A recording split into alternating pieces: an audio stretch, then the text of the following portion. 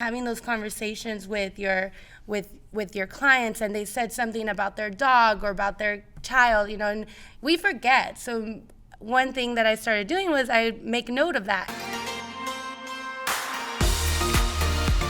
And now, since we're becoming sisters and family here, how about if you share with us? I love that you work with family. You have this why. You have the first this reason why you started or why you continued this business and why you want to keep doing that. If there was something like the workout of the day, the agenda of the day, or like these key points or key learnings that you say, okay, this is what I've learned throughout my journey as an entrepreneur, a journey as a businesswoman, even like making it to the Chamber of Commerce and stuff like that. For all the girls listening out there or like that are watching you, what would be those key points? Going back to building those strong relationships, one of the things that I started doing recently is I have a relationship journal.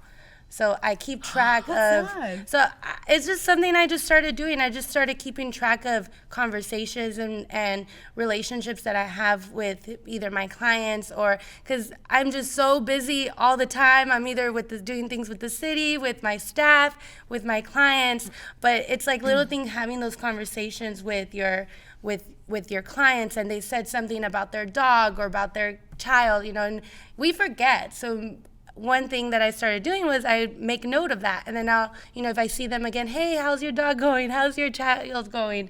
So going back to building those strong relationships.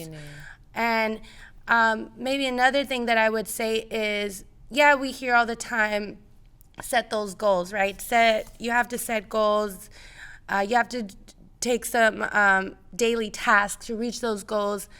But one of the things, especially in the fitness and the CrossFit community, you need accountability. So it's so important. You can say, I'm going to be waking up at 5 a.m.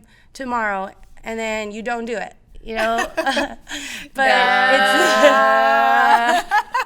That's something that accountability for us is a big thing. For a few things. Are you pointing the finger at me? I'm not. But one thing, you're right. It's nice to have that person that it's like, hey, you're the early riser. I work on some other things, so let's work together and keep each other like, hey, keep me on check. We have to treat it sometimes like a little production. Like it's a gig, it's a job to wake up early. It is. Either go to the gym or like let's just meet in the morning. Because if not, our morning just goes by and it's like, okay. But I think that we're being more conscious now too.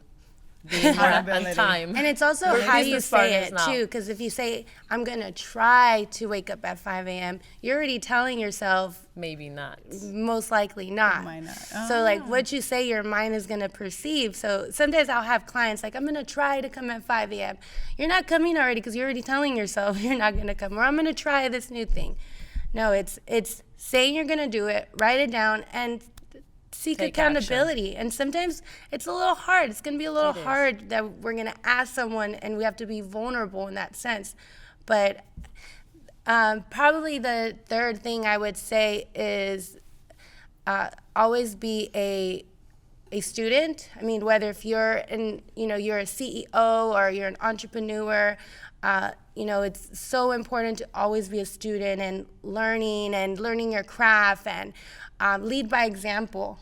And, I've gone through so much in the business. It's been a lot of ups and downs and a lot of learning, a lot of things just jumping into, and I don't know what's going to happen. But one thing for sure I do know is we have to lead by example to our staff, to our family, to our community, to everyone. And, that goes back down to accountability and all of that, building those strong relationships. So that's probably my advice. Those are some really strong advice. Building relationships, accountability, and what was the other one? And always be a student. Always be a student. I love it.